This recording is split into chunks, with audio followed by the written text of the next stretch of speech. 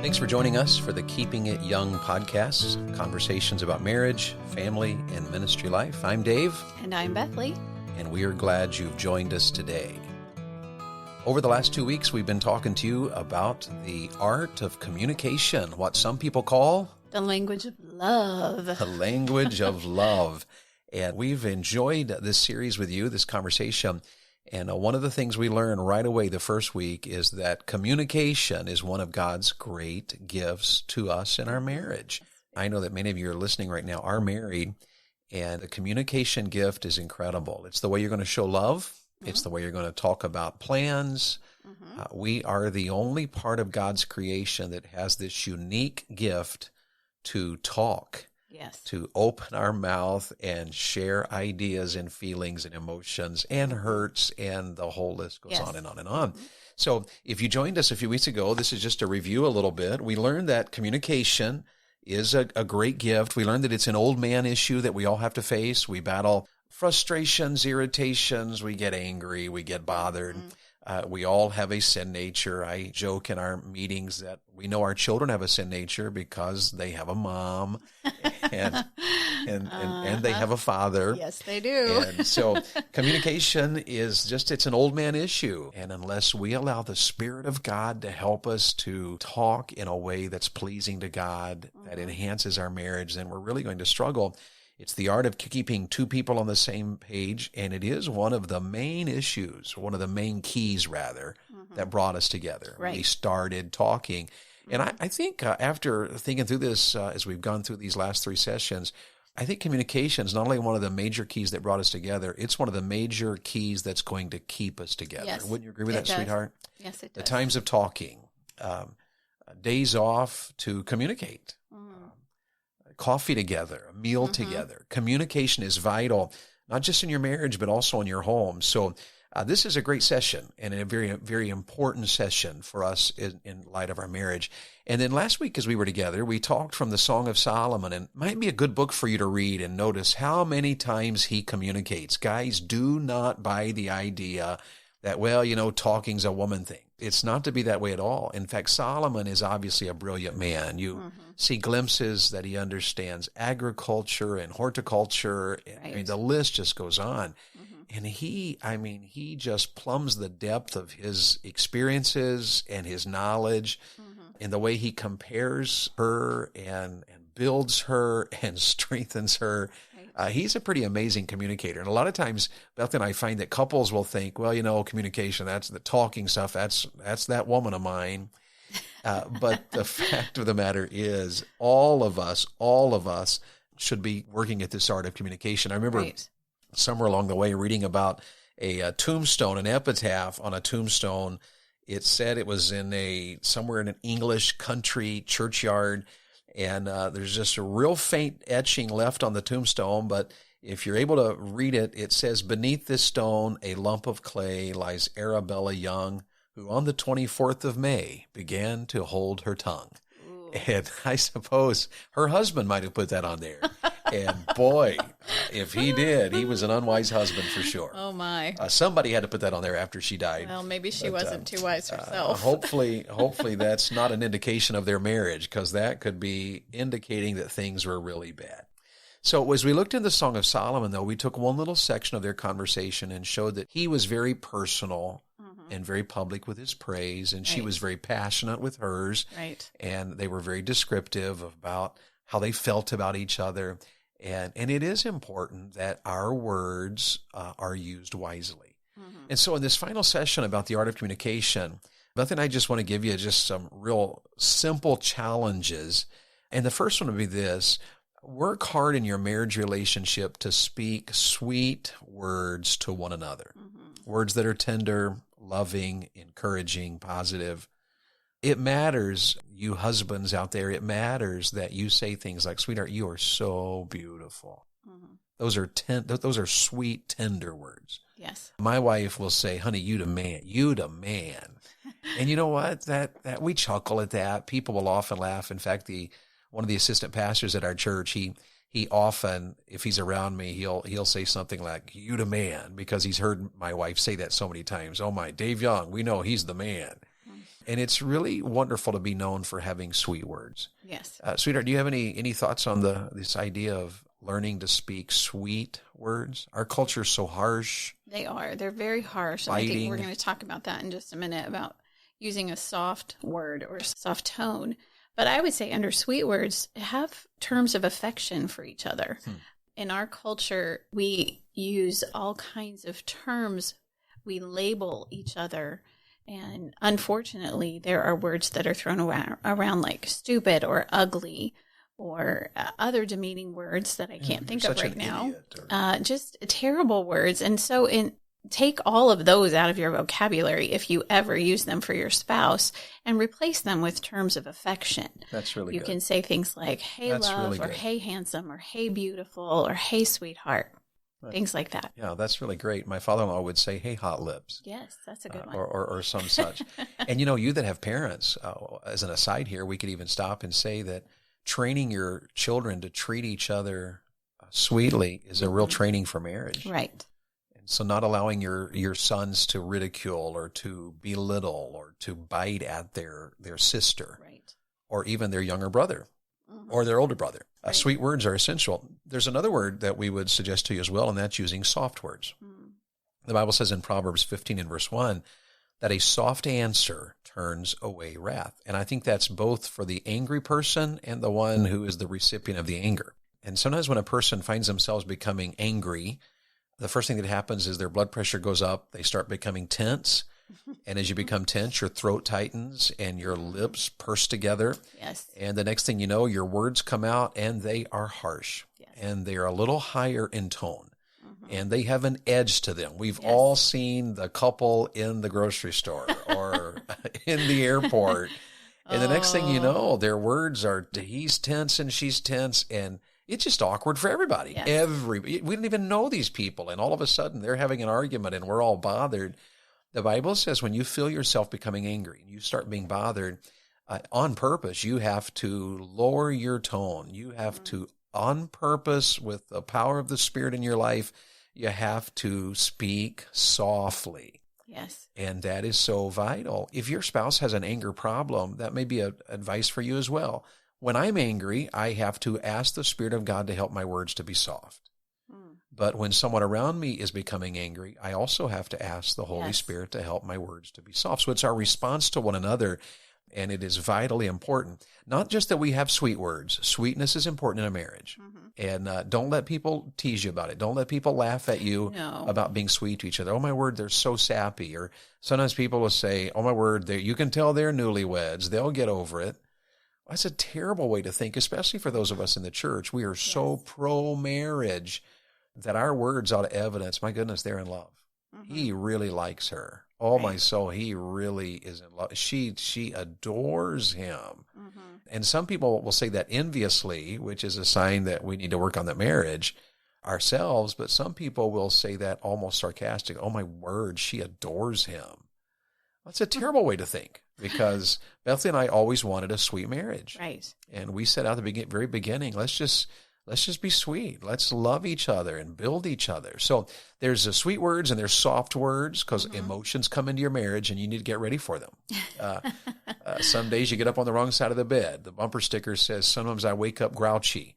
Underneath that little line, it says, sometimes I let him sleep in. And we all have better days and worse days, but these are important to learn how to speak sweet and soft words. But it's also important to speak sensitive words. Proverbs 24 and verse 25 is a unique answer. It says, every man shall kiss his lips that giveth a right answer.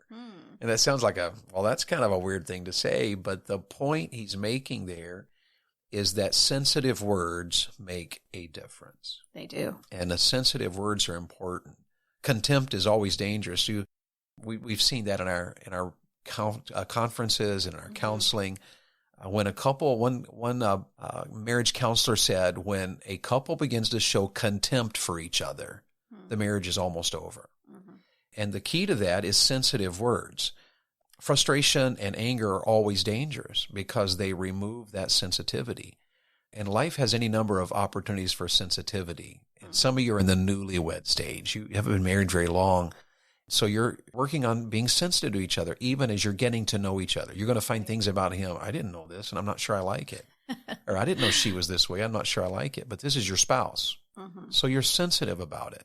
And, I remember all the stages of our marriage, and we've been through a lot of stages. We've been married 26 and a half years.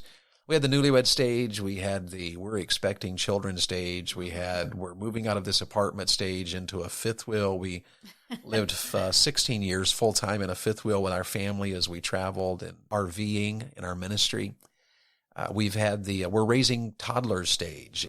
And we're at a different stage now. We have college kids, and we have married kids, and we have a high schooler, and we have an elementary age, and we're midlife, I guess, by sociological terminology. Every stage of life is a chance to be sensitive. Do you have any thoughts on that, sweetheart?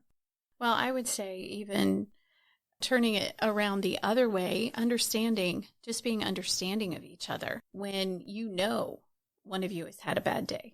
I mean, and you should know because you are married to each other. So if you know someone's had a bad day, then be sensitive about that. Just say, hey, do you want to talk about it? Or, hey, what can I do for you? Or, hey, it's all going to be okay. I'm going to help you with this. And being sensitive in that way. Mm-hmm. And it's also true to be aware. Sometimes, the wife's been home alone all day and he's been out working for you that have that situation in your marriage. Mm-hmm. And you want him to come home and talk. And it may be that you husbands, you come home and you feel, oh my word, there's no way I can talk. I just need to sit for a while. And especially, if you live in the city and you fight rush hour traffic and all the tension of all of that. But still, the sensitivity is important. And maybe you could come in and say, you know what, let me take a moment and change, or let me take a 15-minute nap so we can talk. Right. And to set an alarm and nap for 15 or 20 or 25 minutes and then give your full undivided attention. That's being sensitive to one another. Right, it is. And then there's another word, and that is, do you have anything else to add to that, sweetheart? Go ahead. And that is the word strengthen. So we need sweet and soft and sensitive and strengthening words. Listen to Proverbs 12 and verse 25. Heaviness in the heart of man maketh it stoop, but a good word maketh it glad, makes it glad. In other words, a good word strengthens the heart. Do you have any illustrations of that, of how our communication strengthens one another? Well, it just goes back to what we talked about last week, about being encouraging to one another and edifying one another. And we do have such a culture of tearing down. And so instead of bringing that into our home, make it a culture of building up. Hey, you look nice today. Or, sure. Hey, thanks for doing that. Hey, you did a great job. Oh, I love what you did here. I love what you did there. I love this meal. So just strengthening and encouraging is so much better than all the tearing down, because that's what our culture is so used to. And if your husband or you as the wife work outside of your home, you hear it all day long. So why bring it into your home? Why not make it an oasis of, we're just going to strengthen each other. We're not going to talk negative to one another. Negative words always are negative. Yes. They tear you down. They damage you. They have negative consequences. Yes. And that shows up in so many ways. I know even with our children, we wanted our children to model strengthening words. And so I taught our children when a meal was finished to say to Bethlie, thank you for the meal, Mom, and I love you. Because I wanted them to learn that those were strengthening words. I tell my boys all the time, hey, be careful in your tone when you're speaking to your little sister. She's your little sister. She should come to you for protection. She should know my older brother will protect me. Yes. He has my six. He has my back. And so those are strengthening words, and those are very, very, very important. Let's even be a little more practical than that. I made a list in light of coming to a conclusion of this series on the language of love, the art of communication, and just 3 or 4 or 5 thoughts here. And one of the first one is, what step could a couple take right now to get started on this close relationship of open communication and strengthening each other and speaking softly? And I think one of the big ones would be to pray together. Yes. And sweetheart, what would you say to a couple, maybe a lady whose husband has never prayed with her? Would you have any advice for her? Well, you want to be careful not to put him on the spot, because there are husbands who, they weren't raised that way and they don't pray out loud at church. Maybe you feel like your husband maybe doesn't even have a personal prayer life. So what I would do is I would approach it carefully. I would say, hey, sweetheart, before you leave for work, or maybe if it's at nighttime, before we go to sleep, would it be okay if we just take a moment and pray? And if you don't want to pray, that's fine. Would it be okay with you if I pray? And we can just pray together. So I would start that way. Sure. And then if you feel like he's open to it, then just say, hey, would you like to pray with me? I would love to hear you pray. Yeah. And I'll give you ladies a piece of advice too. From a husband's perspective, instead of putting him on the spot, maybe ask him for a time frame. Say, hey, I've been thinking about, and I'm wondering, is there a chance? Would you think about this? Maybe we could pray together before we go to sleep at night or before you leave for work in the morning. Mm-hmm. And by asking him to think about it and let you know, it does just that. Sometimes we men, when we feel pressured by a moment of, a question on the spot, we don't handle it well. And so, ladies, that might be a good advice for you. But for you men out there, would you consider praying with your wife? Mm-hmm. It is a wonderful way to start the art of communication in your marriage, to pray together. You don't have to be a scholar. Mm-hmm. You don't have to be in the ministry. To take a few moments and just say some words of thanksgiving. Yes. Do you have a family to pray for your children, that God would bless them? Mm-hmm. About financial needs, about mm-hmm. family needs. Just to pray together is a huge way to get started on communication. Right. And the second piece of advice I would give is to improve. No matter where you are right now, take some steps of improvement. Could you schedule a special time once a week in which you're just going to set aside to be together? Beth and I try to have a date every week of some sort. Doesn't have to be a lot of money. We travel a ton, so we often will go to local coffee shops mm-hmm. and visit local coffee shops. We found some incredible little local places where we could go and sit in the corner and, nothing deep. It's just talking and it's just listening. Time to connect, yes. We walk every morning and we will try to talk during that time. It's a little exercise, but it's also a communication to one another. Mm-hmm. So you can take some improvements. And here's a big one for you to consider. I've often said, consider turning off the television more than you do. Mm-hmm. It is a time waster. Mm-hmm. It demands your attention. And although you can talk while you're watching television, TV today is designed so emotionally. Right. Someone said that the 5 leading causes of depression would be NBC, ABC, CNN, and so forth. I read one article about a husband who turned to his wife as he turned on the first football game of the year, and he said, hey, honey, is there anything you want to talk about before the season starts? Oh. And some guys are that way, but sir, you shouldn't be. Even if in the, you've got to be aware that your wife has to be more important than anything else. One article I read and had a little joke, I suppose anyway, said, my wife said to me the other day, you haven't heard a word I said. And I thought to myself, that is a weird way to start a conversation. Oh dear. That's a problem. So turn off the television and talk. Plan times to connect. Mm-hmm. Go back and listen to our session 2 weeks ago. Mm-hmm. We talked about our coffee time in the afternoon. Yes. I was at one church in South Dakota, and one of the families in the church, they have mid-morning coffee. The family, they're farmers. And they eat an early breakfast, but somewhere around 9 or 10 a.m., they come in and they have like some kind of little cookies they make. They're kind of, I guess, local to that area, and have a little cup of coffee together. But that's a communication time. It's scheduled. Every day they come running from the fields and slip off their work boots and sit at the table and have a little meal together, just a little snack, drink a little cup of coffee together. Everybody communicates and back out. You can do that in your marriage. Mm-hmm. Maybe during your lunch break, give each other a call. Have a scheduled every day at noon, we're going to chat for 5 or 10 minutes. Right. Or every night, we're going to sit down after the children go to bed. And we're going to talk. And we're going to put our phone down. And that's my next point here. Don't become a slave to screens. And it's so easy to allow the screen to distract. Yes. And here's the whole point. Communication is one of the great gifts that God has given to you in your marriage. Mm-hmm. And remember what we've said several times in this series. Remember that you can always improve. Every problem you have can be solved by communication. And it's talking it through. And if you can't solve it, if you've allowed a problem to come into your marriage, maybe it was a problem that hasn't come to your marriage, but that was brought to your marriage. You get married and find out, wow, she has an issue in her past that's really hurting our marriage. He has something about the way he was brought up. Mm-hmm. Then it's time to get counsel. Mm-hmm. Even that's communication.